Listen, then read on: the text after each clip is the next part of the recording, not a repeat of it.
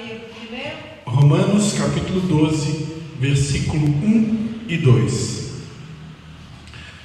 Deus nos deu um tema para compartilhar o mês de novembro inteirinho, e nós vamos estar falando durante todo o mês de novembro sobre o chamado de Deus. Deus tem um chamado, repita comigo, Deus tem um chamado para a minha vida. Mais uma vez, Deus tem um chamado para a minha vida. Amém? Então, durante o mês de novembro nós vamos estar falando sobre esse chamado. Nós vamos falar sobre o preço do chamado, sobre as mudanças que implicam o chamado, a renovação da nossa mente, a atualização de informações para o cumprimento do chamado e a recompensa de ser obediente ao chamado de Deus para as nossas vidas. Amém? O texto básico da nossa meditação, Romanos capítulo 12, versículo 1 e 2. Portanto, irmãos, rogo-lhes pelas misericórdias de Deus, que se ofereçam em sacrifício vivo, santo e agradável a Deus. Este é o culto racional de vocês. Não se amoldem ao padrão deste mundo, mas transformem-se pela renovação da sua mente, para que sejam capazes de experimentar e comprovar a boa, agradável e perfeita vontade de Deus. Amém? Feche seus olhos, estenda sua mão direita na minha direção e, se possível, me abençoe. Amém?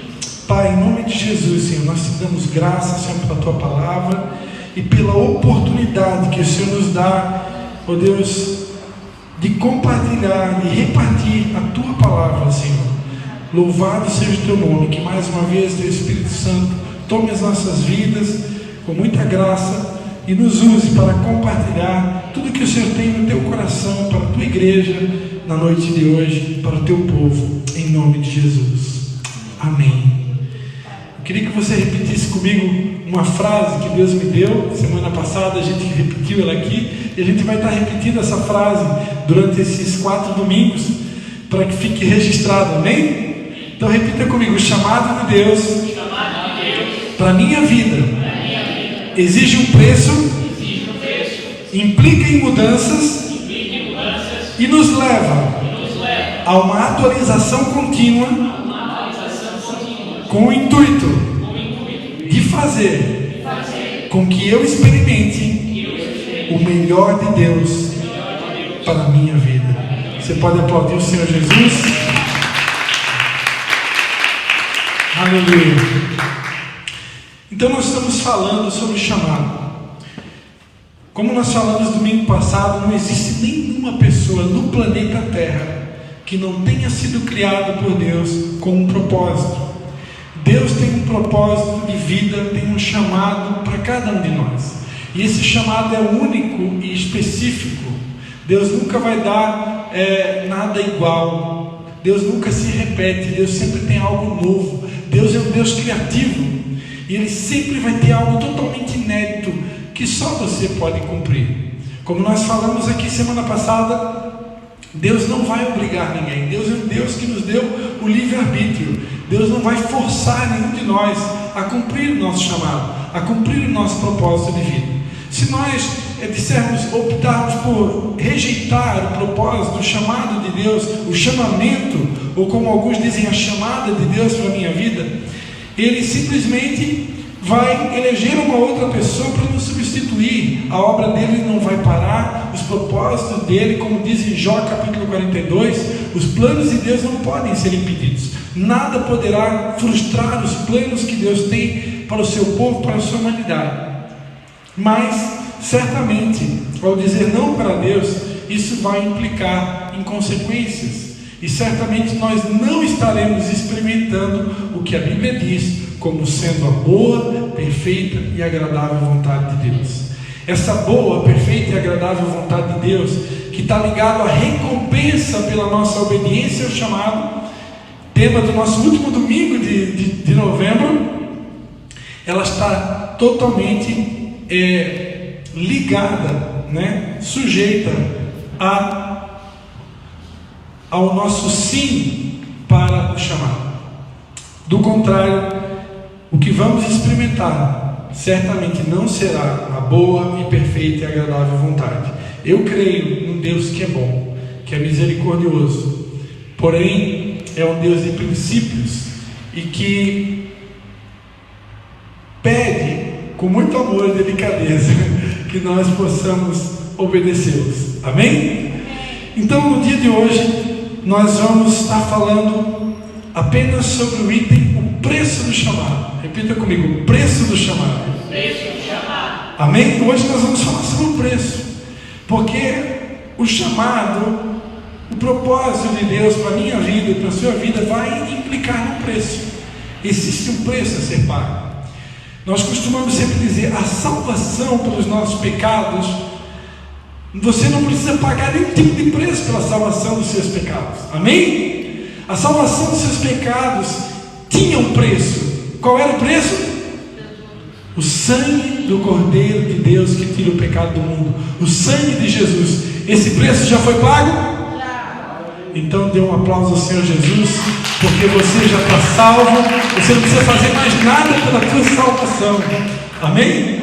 Pela salvação nós não precisamos pagar preço, mas pelo chamado de Deus, pelo amor a Deus, por causa desta tão grande salvação, aí sim existe um preço a ser pago.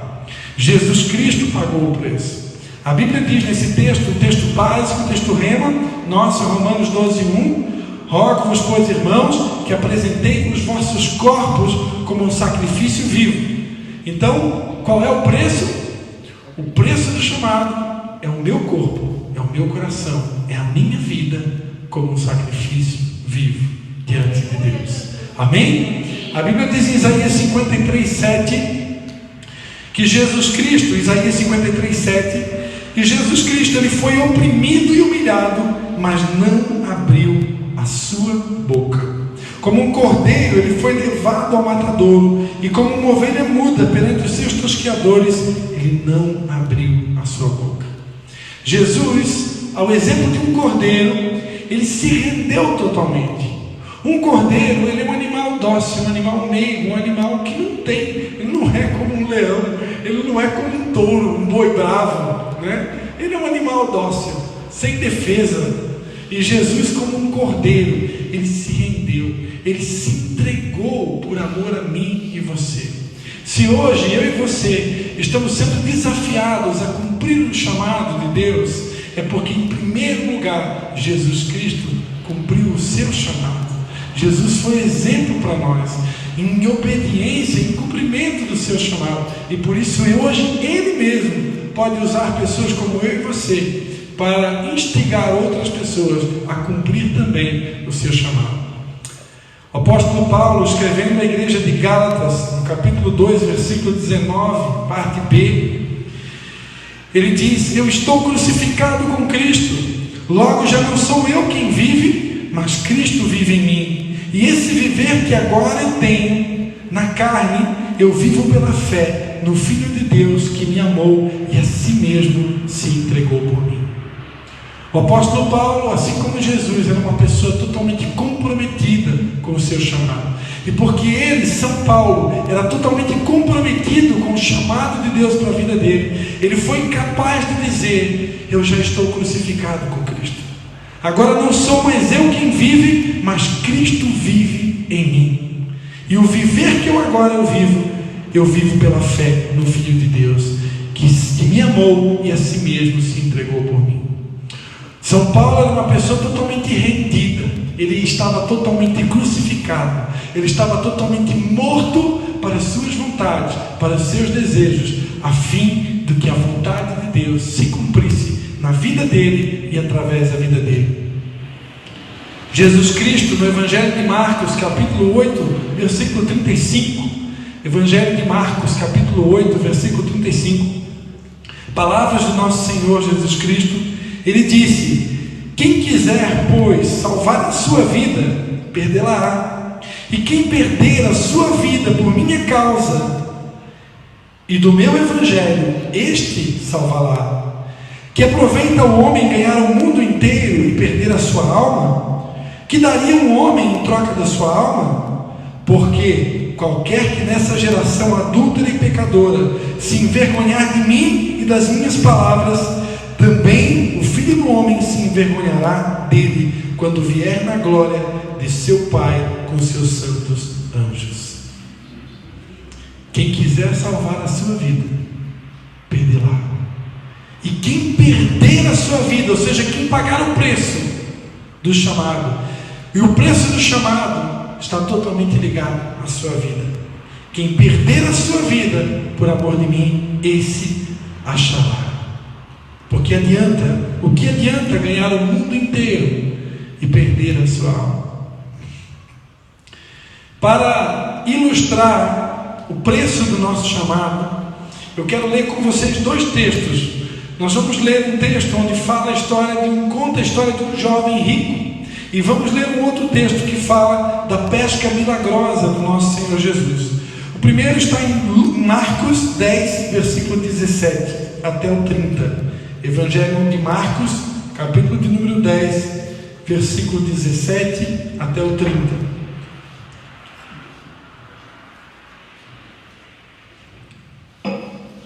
E pondo-se Jesus a caminho, correu um homem ao seu encontro, e ajoelhando-se perguntou-lhe: Bom mestre, que farei para herdar a vida eterna? Respondeu-lhe Jesus: Por que me chamas bom? Ninguém é bom, senão um, que é Deus. Sabes os mandamentos? Não matarás, não adulterarás, não furtarás, não dirás falso testemunho, não defraudarás ninguém, honra teu pai e a tua mãe. Então ele respondeu: Mestre, tudo isso tenho observado desde a minha juventude. E Jesus, fitando-o, o amou e disse: Só uma coisa te falta. Vai, vende tudo que tens e dá aos pobres, e terás um tesouro no céu. Então vem e segue-me. Ele, porém, contrariado com esta palavra, retirou-se triste, porque era dono de muitas propriedades. Então Jesus, olhando ao redor, disse aos seus discípulos: Quão dificilmente entrarão no reino de Deus os que têm riquezas. Os discípulos estranharam estas palavras, mas Jesus insistiu em dizer-lhes: Filhos, quão difícil é para os que confiam nas riquezas entrar no reino de Deus. É mais fácil passar um camelo pelo fundo de uma agulha do que entrar um rico no reino de Deus. Eles ficaram sobremodo maravilhados, dizendo entre si: Então, quem pode ser salvo? Jesus, porém, fitando neles o olhar, disse: Para os homens é impossível, contudo, não para Deus, porque para Deus tudo é possível. Então Pedro começou a dizer-lhe: Eis que nós deixamos tudo e te seguimos. Qual é o preço do chamado? O que os discípulos de Jesus fizeram para seguir a Cristo? Eis que nós deixamos tudo e te seguimos. Se nós de fato, irmãos, queremos seguir a Cristo, você sabe como responder a essa pergunta? Qual o preço do chamado?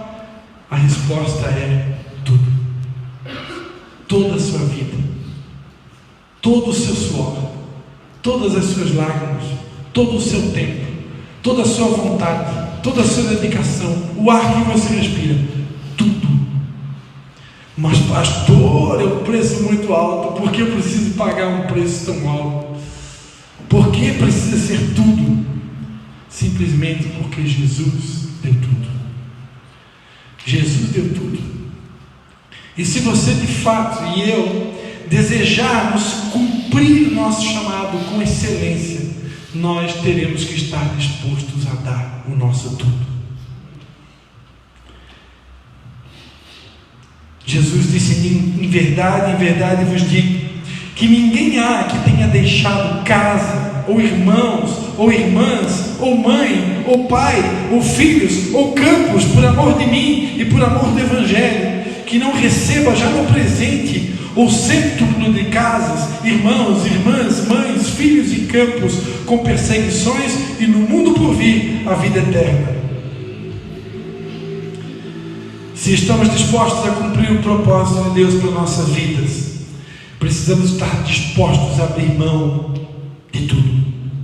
Abrir mão de casa, cidade, irmãos, irmãs, mãe, pai, filhos, campos, propriedades, qualquer coisa que possa nos impedir de cumprir o propósito. Nada na nossa vida pode ser mais importante do que Deus e o seu chamado. É difícil? É muito difícil.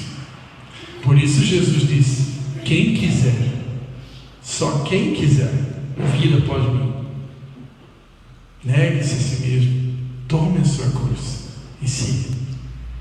Quem quiser salvar a sua vida, perdê-la. Mas quem perder a sua vida, por amor de mim e do meu evangelho, achará. O reino de Deus é tomado com muito esforço.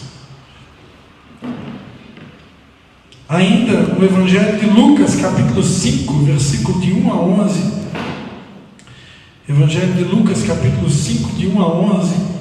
A Bíblia vai falar de uma história onde Pedro havia passado a noite toda e não tinha pescado nada.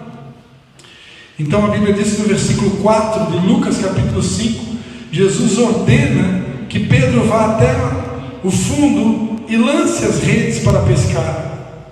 E Pedro, então, sobre a palavra de Jesus, ele vai e lança as redes.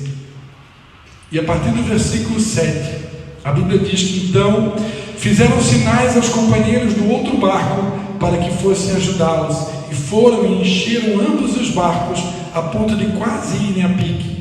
Vendo isto, Simão Pedro prostrou-se aos pés de Jesus, dizendo: Senhor, retira-te de mim, porque sou pecador. Pois à vista da pesca que fizeram, a admiração se apoderou dele e de todos os seus companheiros, bem como de Tiago e João, filhos de Zebedeu, que eram seus sócios. Disse Jesus a Simão: não temas, de agora em diante serás pescador de homens. E presta atenção no versículo 11: e arrastando eles os barcos sobre a praia, deixaram tudo e o seguiram. Quantos querem ser discípulos de Jesus? Irmão Jair teve a oportunidade de conversar com um padre aqui da cidade de Nova Trento. Qual é o nome do padre mesmo? Padre Roberto. E ele usou uma frase, né? Temos muitos católicos, mas poucos cristãos. Eu diria também na mesma proporção: temos muitos evangélicos, mas poucos cristãos. Temos muitos que se dizem católicos, evangélicos, seguidores da religião do cristianismo, mas temos poucos cristãos. O verdadeiro cristão é aquele que está disposto a pagar o preço, está disposto a deixar tudo, a fazer o que for necessário por amor a Cristo. O preço do chamado vai me custar tudo. A Bíblia diz em 2 Coríntios capítulo 5, versículo 14: pois o amor de Cristo nos constrange, julgando nós isto: um morreu por todos, logo todos morreram. E ele morreu por todos, para que os que vivem não vivam mais para si mesmos, mas para aquele que por eles morreu e ressuscitou. Eu vou repetir: 2 Coríntios capítulo 5, versículo 15: ele morreu por todos, para os que vivem. Quem é que vive? Quem é que está vivo? Então Jesus morreu por todos, para os que vivem não vivam mais para si mesmos, mas para aquele que por eles morreu e ressuscitou. Jesus morreu por todos nós. Mas o interessante desse texto, dessa carta, quando Paulo escreve aos Coríntios, ele começa a dizer: pois o amor de Cristo nos constrange. Irmãos, muitos aqui podem pensar: se o preço vai me custar tudo, então é um preço muito alto. Não, irmãos, Não se você realmente conhecer o amor de Cristo. Porque quando nós começamos a entender o amor de Cristo, esse amor de Cristo nos constrange. O amor de Cristo por mim e por você é algo tão grandioso. O amor que Ele tem por nós é algo tão gigante, é algo tão imenso, é algo tão maravilhoso, é algo tão fantástico, é algo tão surpreendente, que diante desse amor, só nos resta dizer, como disse Isaías: eis-me aqui, Senhor. Isaías, diante do chamado de Deus, ele olhou para as suas imperfeições, ele olhou para as suas impurezas, e ele disse: Senhor, como eu poderei dizer sim, se sou um homem de impuros lábios, que habita no meio de um povo de impuros lábios?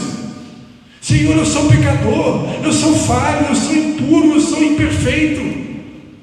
Mas Deus disse para Isaías: Isaías, quem há de ir por nós?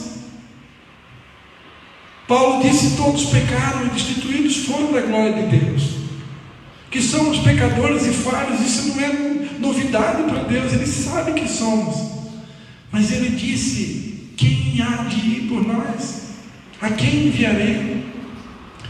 E Isaías disse: eis-me aqui, envia-me a mim. Você pode dizer: eis-me aqui? Moisés, diante do seu chamado, ele disse: Senhor, mas eu não sei falar. Alguns dizem que ele era gago, mas a Bíblia diz que ele era pesado no falar. Então não necessariamente ele era gago, mas de repente ele era aquele cara que tem aquela palavra dura. É o João Batista do Antigo Testamento.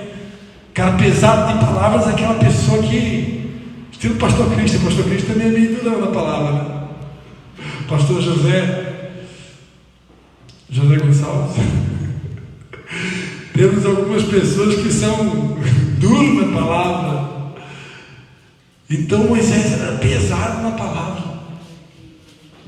E ele disse: mas Senhor, eu sou pesado de palavras, como que eu vou cumprir esse chamado? E Deus disse: não, então eu vou facilitar, eu vou colocar um irmão do teu lado. E Deus foi lá e levantou Arão. Arão já era manso, tranquilo, né? E colocou Arão ao lado de Moisés para facilitar a coisa. Deus sempre vai colocar um Arão no teu lado quando você achar que não consegue sozinho, irmão. Tem jeito. Gideão, diante do seu chamado, ele: Senhor, eu sou o menor da minha família, o menor da família de Manassés. Como que eu vou vencer os midianitas, Senhor? Eu não tenho jeito. Estava lá escondido, malhando trigo no lagar. Irmão, lagar não é lugar de malhar trigo. Lagar é lugar de pisar em uva, fazer um vinho. Mas ele estava se escondendo do chamado. Ele estava se escondendo do Senhor, se escondendo dos medianitas. Aí Deus aparece com aquele espírito de motivação que só o Senhor. Gideão, homem forte, valente, vamos lá, eu tenho uma missão para você, eu tenho um chamado, eu tenho um propósito. Eu imagino Gideão: como assim? Forte, valente, corajoso? Eu? Sim, você, Gideão. Mas Senhor, eu sou o menor da minha família, o mais pobre da minha casa. A palavra de Deus diz que Deus escolheu as coisas loucas desse mundo para confundir as sábias, e escolheu as que não são para confundir as que são, a fim de que ninguém se glorie diante dele. Aleluia! Só Ele é digno de glória, só Ele é santo. Quantos irmãos? Jeremias: Senhor, eu não passo de uma criança. E o que Deus disse para Jeremias? Não digas que você não passa de uma criança, porque aonde eu disser que você vai, você irá, e eu estarei contigo. Imagine Josué, quando Moisés morreu, ele pensou: meu Deus, agora meu líder morreu, eu tenho que conquistar uma terra prometida, tenho muitos gigantes para serem derrubados, como que eu vou conseguir? Já estava difícil junto com Moisés, o meu líder, o meu exemplo, agora sem ele vai ficar mais difícil. E Deus disse para Josué: vai nessa tua força, homem valente, porque eu sou contigo, eu te ajudo, eu te fortaleço, eu te sustento. Isso ele falou para Isaías, né? Vai nessa tua força, homem valente. Ele falou para Gideão, e para Isaías, e para Josué, ele disse: esforça-te, tem de bom ânimo, porque eu te ajudarei. Aleluia. Todos os homens que foram chamados, irmãos, se sentiram incapazes, se sentiram fracos, se sentiram impotentes. Ei, mas deixa eu te dizer, não é na força do teu braço, não é você quem faz, é o Senhor através de você. Não pense que é você que vai fazer, porque não é. A obra é do Espírito Santo. Eu e você somos apenas vasos de barro, para que a excelência e o poder seja do Senhor e não nós. Tudo que precisamos dizer é: Senhor, eis-me aqui, envia-me a mim. Para encerrar, irmãos, a mensagem de hoje, eu quero ler para vocês um texto. Eu já mencionei aqui numa outra oportunidade, mas eu quero ler hoje para vocês a história dos jovens moravianos. Quem aqui já ouviu falar mesmo dos jovens moravianos? Muitos aqui já ouviram falar, né? Tem músicas que falam sobre ele. Depois até vou colocar aqui uma música para a gente ouvir. Mas eu quero ler, antes da gente ouvir a música, para encerrar essa mensagem de hoje, eu quero ler para você a história dos jovens moravianos. Presta atenção aí, amém, irmãos? Está todo mundo comigo? Amém. Iniciado em Erfurt, Alemanha, no século XVIII, o movimento de oração contínua, de 24 horas de oração, chamado Moravianos, durou por quase 100 anos. Para quem não sabe, o avivamento de Morávia foi considerado o maior avivamento que já houve na história do planeta. Foram 100 anos de oração, 24 horas por dia. 100 anos. 24 horas por dia. Isso é avivamento. Quando estamos totalmente mortos, quando o nosso eu foi totalmente rendido, crucificado com Cristo. Isso é avivamento. Mortos para que Cristo viva em nós. O avivamento durou quase 100 anos, e eles não oravam por aquilo que não estavam dispostos a ser a resposta. 2 jovens moravianos de 20 anos ouviram sobre uma ilha no leste da Índia, cujo dono era um britânico, agricultor e ateu. Este tinha tomado das florestas da África mais de 2.000 pessoas e feito delas os seus escravos.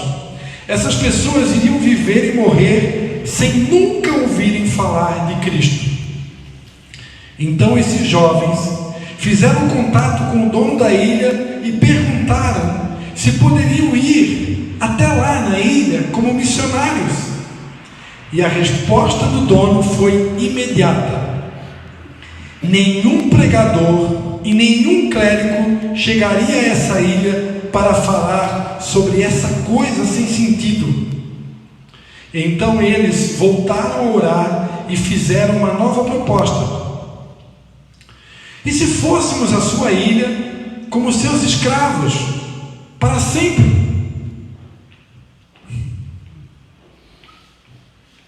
O homem disse que aceitaria, mas não pagaria nem mesmo o transporte deles. Então os jovens usaram o valor da sua própria vida como venda para custear a sua viagem de ida sem volta. No dia que estavam no porto, se despedindo do grupo de oração e das suas famílias, o choro de todos era intenso, pois sabiam que nunca mais viriam aqueles irmãos tão queridos. Quando o navio tomou certa distância, eles dois se abraçaram e gritaram as suas últimas palavras que foram ouvidas: que o cordeiro que foi imolado receba a recompensa do seu sofrimento. que o Cordeiro que foi morto receba a recompensa do seu sofrimento. Amém, irmãos?